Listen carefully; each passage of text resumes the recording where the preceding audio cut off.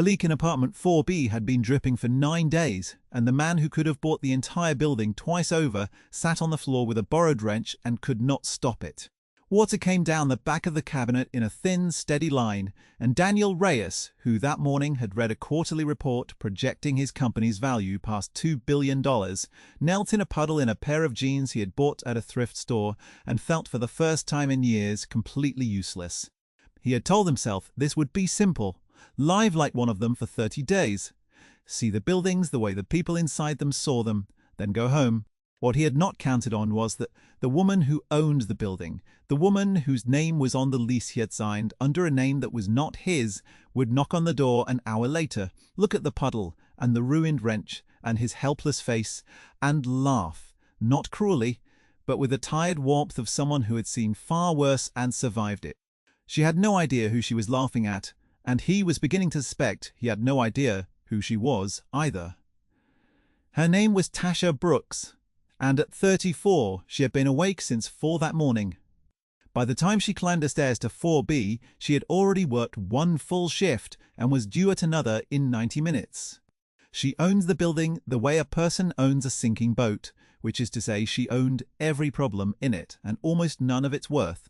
Her grandmother had left it to her 2 years earlier, 8 units of cracked plaster and old pipe on a street that the city had stopped paying attention to sometime in the 1990s, and along with it a mortgage that ate most of what Tasha could earn. So she earned more. She cleaned offices downtown from 5 to 9 in the morning. She worked the register at a pharmacy from 10 to 4. And 4 nights a week she waited tables at a diner 2 blocks from the building until close, which on a good night meant she was home by midnight and asleep by 1 and up again at 4 to do all of it over. She did not tell her tenants any of this. They knew her as the woman who came when the heat failed, and the woman who knocked gently on the first of the month, and the woman who more than once had quietly carried a family's rent herself when they came up short and could not say so out loud. What they did not know was the arithmetic of her own life, the way she counted the days to payday in her head, while she smiled at them in the hall, the way she had sold her grandmother's wedding ring the previous winter to keep the boiler running through a cold snap so that none of them would wake up freezing. She had gotten $90 for the ring. The boiler repair had cost $340. She had made up the difference by skipping meals for 2 weeks, and she had never once mentioned it to a living soul, and if you had asked her, she would have told you it was simply what you did, that a building full of people sleeping warm was worth more than a ring in a drawer. Stay with me, because the man kneeling in that puddle was about to spend a month learning exactly what that kind of math costs and exactly what it was worth. Daniel had come to the building under the name Daniel Cross. He had grown up poor, or at least that was the story he told himself, the story he had built a public image around, the boy from nothing who had clawed his way to a corner office. The truth was thinner than the story. He had been comfortable, not rich, but never hungry. And somewhere in the climb he had decided that comfort was the same as struggle, and that struggle was the same as virtue. His company bought old buildings, emptied them, and turned them into things that poor people could no longer afford. He called it revitalization. The board called it returns. Lately, at night, in a penthouse that was too quiet, he had begun to feel a small persistent itch he could not name, the sense that he had spent 20 years getting very good at not seeing the people who lived in the buildings he bought. So he had made himself a wager.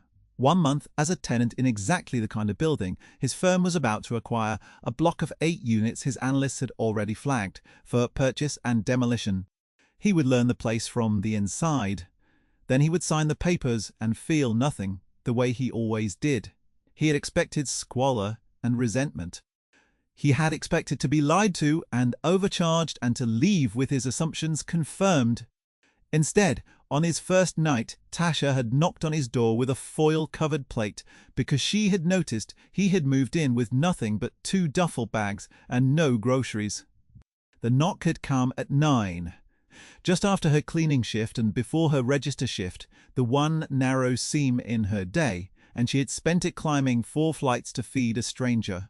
She stood in the doorway in a pharmacy polo, with the name tag still pinned crooked, and she held the plate out the way. You hand someone something they have every right to, no apology in it, and she said, "Here, It's just rice and beans and some chicken. You look like you haven't eaten."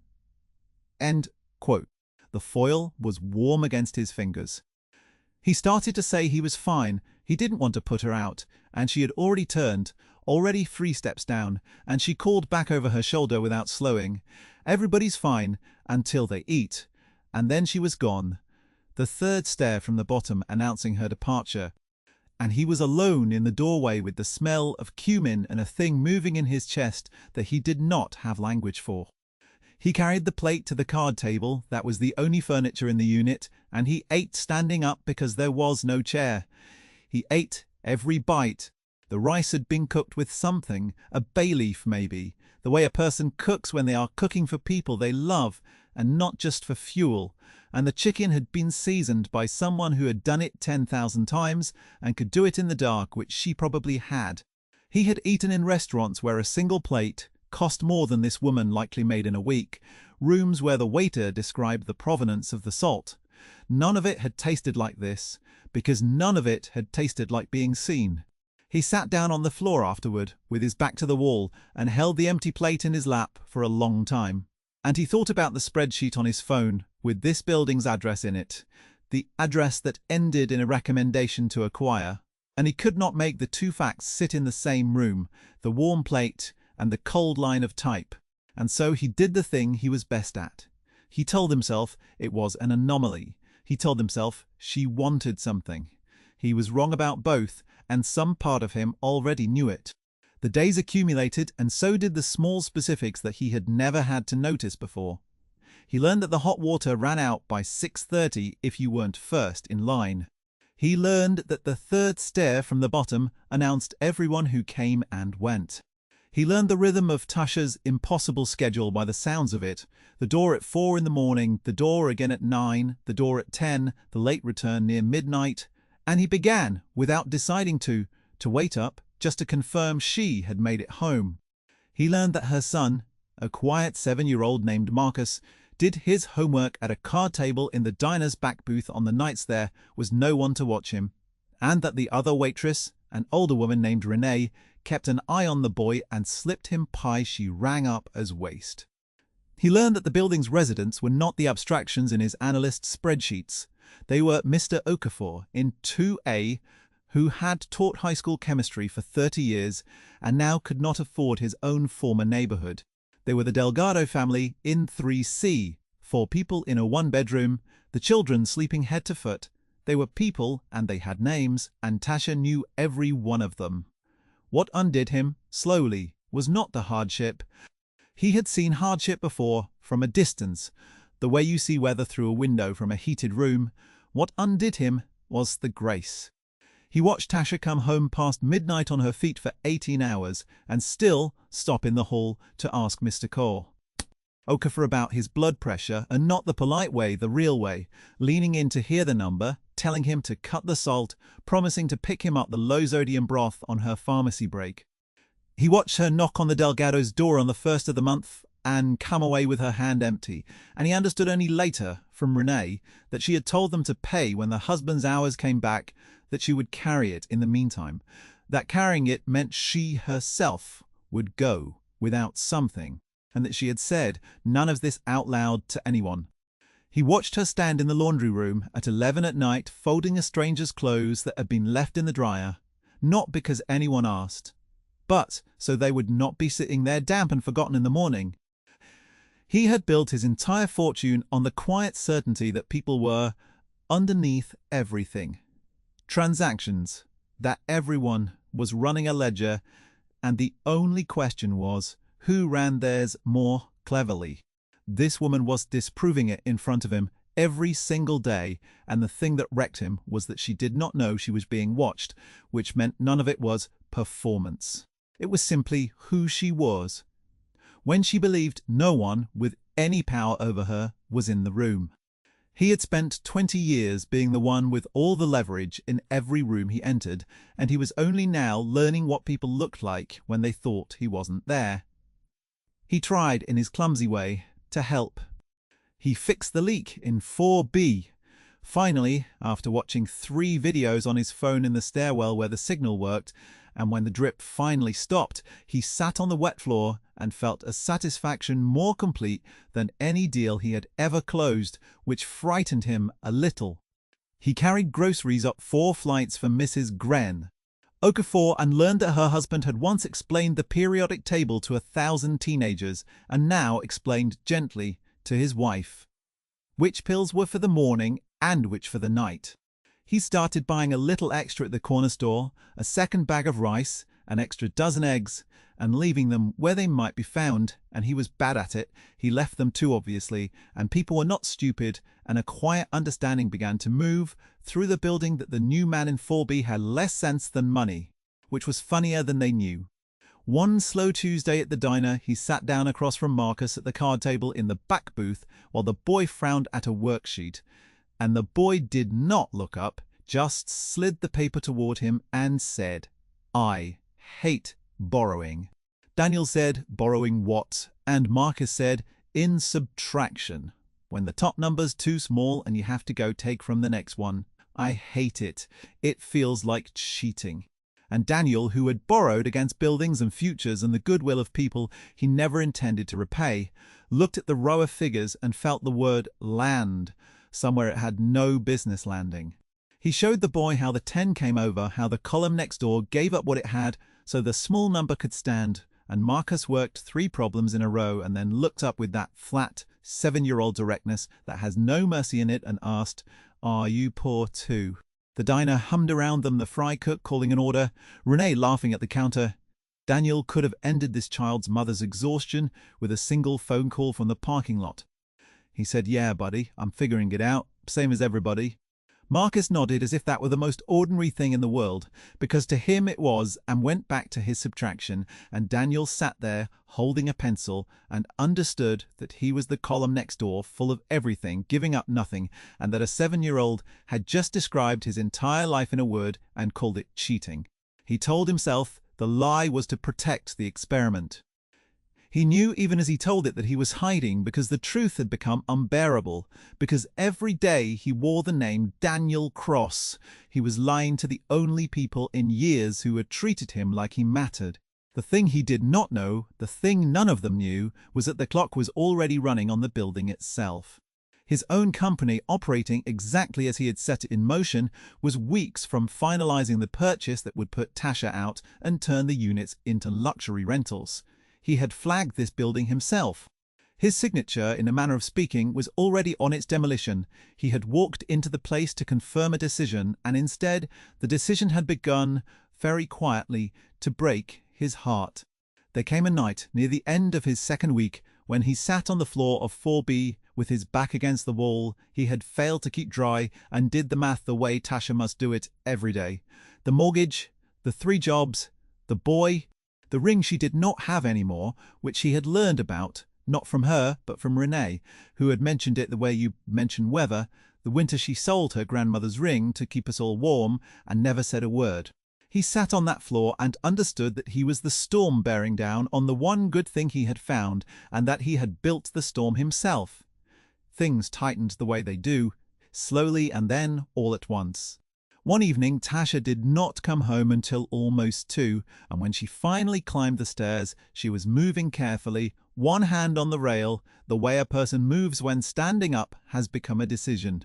Daniel had been listening the way he listened for her every night now, and he opened his door and saw in the weak hall light that she had been crying and had stopped, had scrubbed it off her face somewhere between the bus and the front door, and was carrying the crying the way she carried everything, internally, where it would not trouble anyone. The pharmacy had cut her hours that afternoon. Corporate restructuring they had called it, nothing personal, the manager not even able to look at her while he said it, and she had stood at the counter in her polo and nodded. Because what do? You nod. You say you understand, you finish your shift. That register job had been the steady one, the dependable middle of her 3, and now the arithmetic that had only been impossible became, very simply, broken. She did not tell Daniel any of this in the hall. She just stood there swaying a little and said, "Sorry, did I wake you?" And he said, "No, you didn't." And she nodded and turned for her door, and her legs gave a small betrayal under her, a buckle, and he was there, his hand at her elbow, before he had decided to move. For one moment, the woman who carried everyone carried nothing. She let herself be held up. She leaned just slightly, just for the length of one breath, into the steadiness of someone else, and Daniel felt the whole weight of her exhaustion come to rest against his hand, and understood that nobody had held this woman up in years, that she had simply decided long ago that she was the one who held, and then she straightened and said thank you in a voice scraped down to nothing, and went inside and shut the door. He stood in the dark hallway with the warmth of her sleeve still on his palm and made a decision that would cost him the entire careful lie he had been living, and he found, standing there, that he did not care what it cost. He did not tell her yet. That was the part he would regret. The days he let pass while he arranged things, telling himself the arranging had to come first. When the truth was that he was afraid, he began to move all the same. Tane.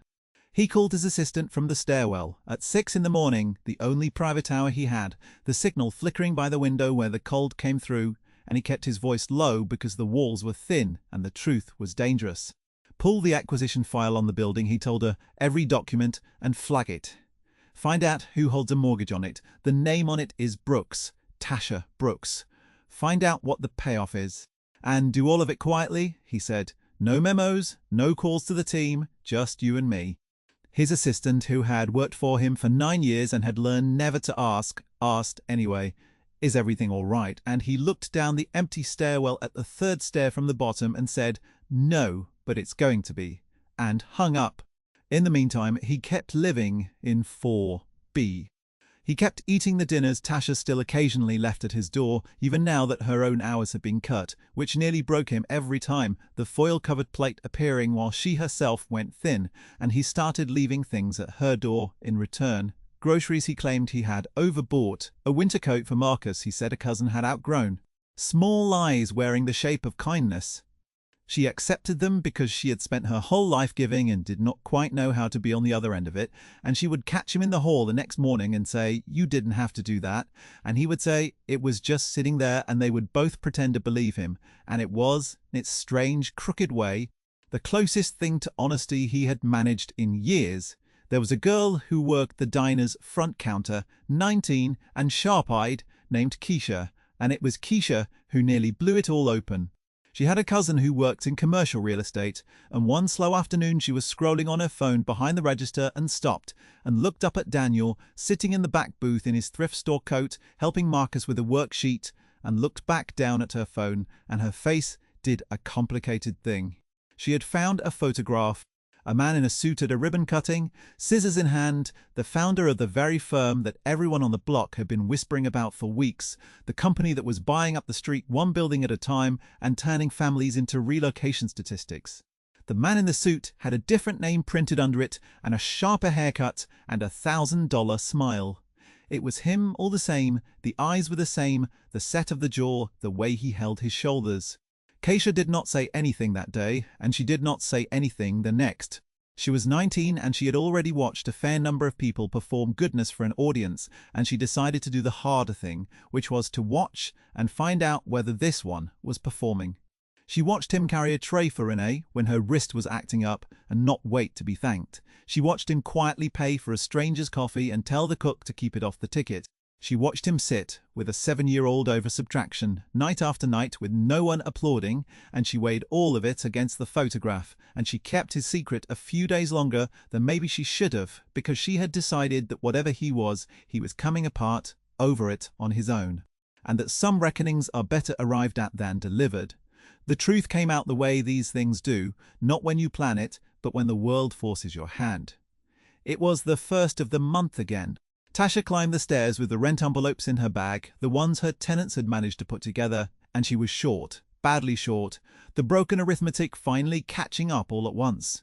She sat down on the third step from the bottom, the one that always announced everyone, and she put her head in her hands. Just for a minute, just to let herself feel the size of it, before she stood up and faced it. She had a letter in her coat pocket she had read 4 times, heavy paper. A company name embossed at the top, words like portfolio and timeline and relocation assistance arranged to sound like help, while they described an eviction. She did not hear Daniel come down. He sat beside her on the stair without a word. close but not touching, and she did not startle. She had stopped being startled by him weeks ago. "I'm going to lose it, Daniel," she said, not lifting her head. "The building. There's a company been buying the whole street and they sent this letter, and I'm 3 months behind, and I did everything. I worked every hour there is, and it still wasn't enough, and I don't know how to tell these people that the woman who promised to keep them housed couldn't even keep herself." Her voice did not rise.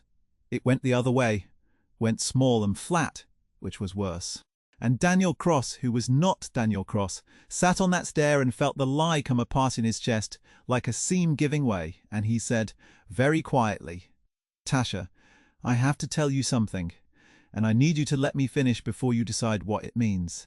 She listened. He told her his real name, the one he had been born with, the one on the deeds and the lawsuits and the magazine covers. He told her about the wager, the 30 days, the experiment that had curdled into something he had no word for.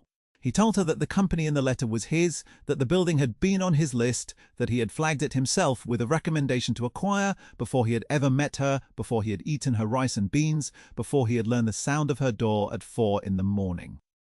He did not soften it. He did not reach for a single word that would have let him off. He watched her face in the dim light of the stairwell as it moved through confusion, then understanding, then a hurt so deep it had burned past anger into something flat and final, the exhaustion of a woman who had been right all along, who had always known that men with money came to take, and who had let herself, for one foolish month, believe in a poor man who needed feeding. She stood up slowly, one hand on the rail. "So, the dinners," she said.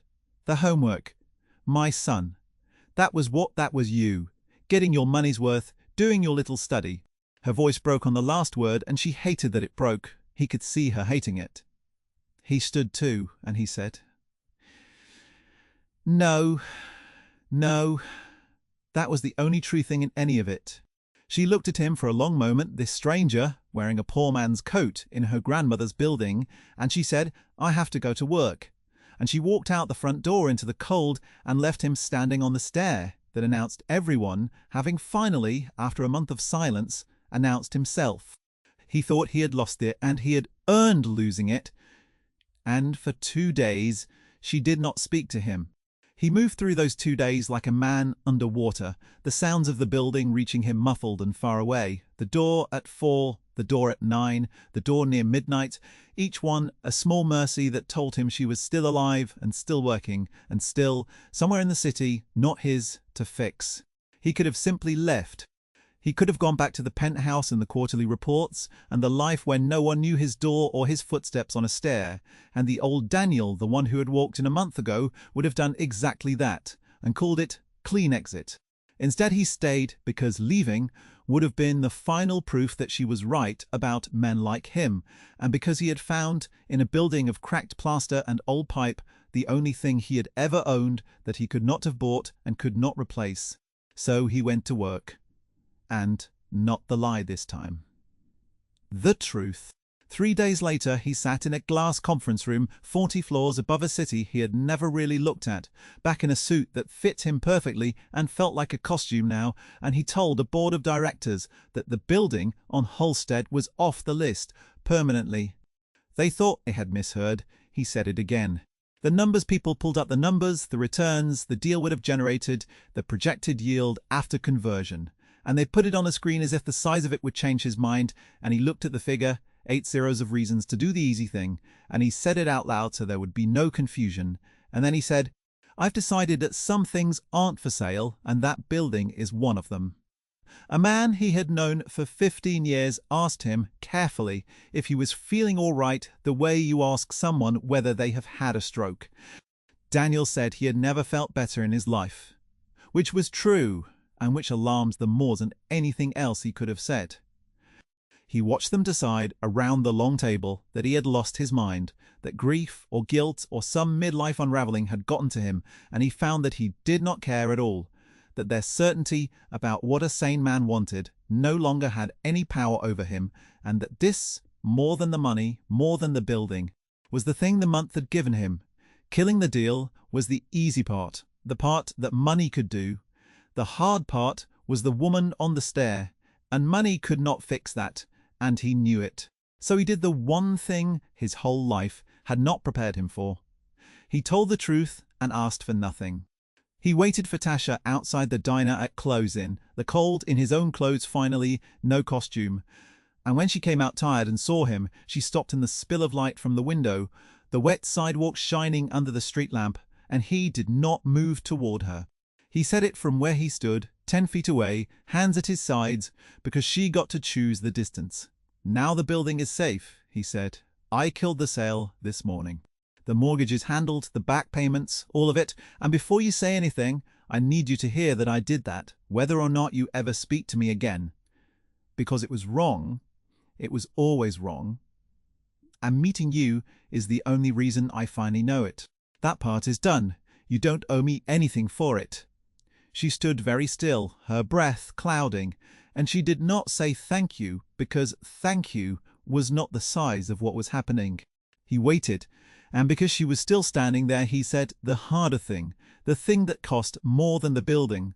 "I left those dinners at your door because you were going hungry to feed me, and I couldn't stand it," he said. "I lied about a cousin's coat because Marcus needed one and I knew you would never take it straight. None of that was research. It was the truest I have been in 20 years, and I am so sorry I came to you wearing somebody else's name." The streetlight buzzed overhead. Somewhere down the block, a bus sighed and pulled away, the one she usually caught, and she let it go. She did not fall into his arms. This is not that kind of story. And Tasha was not the kind of woman to be undone by a grand gesture or a sudden tidy redemption. She stood in the cold and looked at him for a long time, and then she said the thing that mattered most, which was a question. "Why didn't you tell me sooner?" And he said, "Because the longer I waited, the more I had to lose, and I was a coward, and you deserved a braver man than the one who showed up." And something in the honesty of it, the refusal to dress it up, reached her. She did not forgive him that night. Forgiveness is not a switch. She did, though, let him walk her toward the next stop, the two of them moving slow down the wet sidewalk, and she let him carry her bag, the heavy one with the rent envelopes and her work shoes in it, and the simple fact of her handing it over said more than any word she had left in her. At the corner, under the dead traffic light that blinked yellow all night, she stopped and looked at him and said, "Marcus asks about you. He waited," she said. "He drew you, at school, on a thing about families." I didn't know what to tell him, and then she shouldered past the moment the way she shouldered past everything, took her bag back and said, "I have to sleep. I have the early shift," and she walked into the dark toward home. It was not forgiveness, it was a door left open just wide enough for a foot, and Daniel stood at the blinking corner and understood that this was more than he deserved, and exactly as much as he would have to be patient enough to earn. He walked back to a penthouse that felt, for the first time in 20 years, unbearably empty, the city laid out below him in a grid of lights belonging to people he had never once thought to see, and he understood that he had been homeless the entire time, homeless in a building with a view. The weeks after did not move quickly, because real things rarely do. Tasha kept her jobs, 2 of them now, instead of 3, the cleaning and the diner, because with a mortgage gone, she could finally let one go, and the breathing took some, getting used to the strange, unfamiliar luxury of an evening at home. She did not know what to do with the time at first. She would sit at the kitchen table at 8 at night with nothing she was supposed to be doing and feel almost guilty about it, until slowly she learned to be there when Marcus woke from a bad dream. To make a real breakfast on a Sunday she no longer had to sell, to sleep until 6 like a person, and not 4 like a machine. Daniel did not vanish back into his old life, which she had half expected. The rich man who fixes a thing on a whim and then forgets it. He also did not buy his way into hers, which she had braced for even harder. The grand gesture, the car, the check, the apology, dressed up in money, so it would not have to be felt. He did neither. He showed up, small. He fixed things in the building, badly at first, a cabinet hinge that hung crooked for a week before he got it right, and then better. And the residents got used to the sight of the man from 4B on a ladder with a pencil behind his ear. He put the building in his own name now, his real one, not the company's, and he did the thing he had spent 20 years carefully never doing, which was nothing clever at all, just keeping 8 families warm and housed at a price they could actually pay. And when the accountants flagged it, he told them to file it as a loss and let them think whatever they wanted to think. Mr. Okafor stayed in 2A and got his blood pressure down. The Delgado children got their own beds. The street the city had forgotten became, very slowly, one knocked-out wall and one fixed boiler at a time, a street where people stayed, which is the rarest thing a street can be. There is a question worth sitting with, the kind that finds you at the end of a long shift when the house is finally quiet, and it is this: how many people pass through your life wearing a name that isn't theirs, and how many of them does your kindness reach anyway? If you have ever fed someone you couldn't afford to feed simply because they looked hungry, you already understand Tasha better than Daniel did the day he met her, and I'd be glad to know your story. Tasha had spent her whole life giving, without keeping a ledger, and the universe, which keeps one whether we do or not, had finally balanced an account she never knew was open. Marcus, in the end, who closed the circle, the way children do, without knowing the weight of it. Months later, on a warm evening with the windows open, Daniel was at the card table in Tasha's apartment, the same kind of card table the boy had done homework on in the back of a diner, and Marcus was showing him a project from school, a family tree he'd drawn in coloured pencil, and there at the edge of it, off to the side where a child puts the people he isn't sure how to file, the boy had drawn a stick figure on a ladder, and under it he had written, in the careful, uneven letters of a 7-year-old, the name Daniel. Not Daniel Cross. Just Daniel, and Tasha, passing behind them with a plate of rice and beans because that was still what love looked like in her hands, stopped and looked at the drawing and looked at the man and did not say anything, but she set the plate down in front of him the way she had that very first night, and this time she stayed and ate beside him, and that was the whole of it, the entire reward, a woman who had given everything finally sitting still, long enough to receive something back. He never did sell the building. Years later, when people asked him about the strangest month of his life, the month a billionaire learned he had been poor in all the ways that count, he would tell them about a leak he couldn't fix, and a plate of food he couldn't earn, and a woman who worked 3 jobs and still had more to give than he had managed in a lifetime of having everything. And if they asked what changed him, he would not say the deal he killed, or the money he gave away.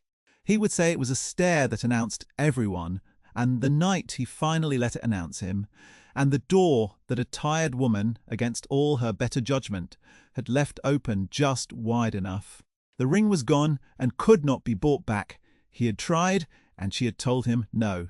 Some things you carry as themselves, but Marcus's family tree hung on the refrigerator for years, the stick figure on the ladder, the single careful name, and Tasha would look at it sometimes on her way out the door to a job she no longer needed, but kept because she liked the people, and she would think that her grandmother had been right about the building all along. It was never about what it was worth. It was about who you kept warm inside it. If this story reached you, tell me about the person who fed you when you had nothing, the one whose kindness you never forgot, and stay close for the next one. The story of a man who returned to the diner where he was once turned away, and the waitress who had quietly saved his seat for 10 years.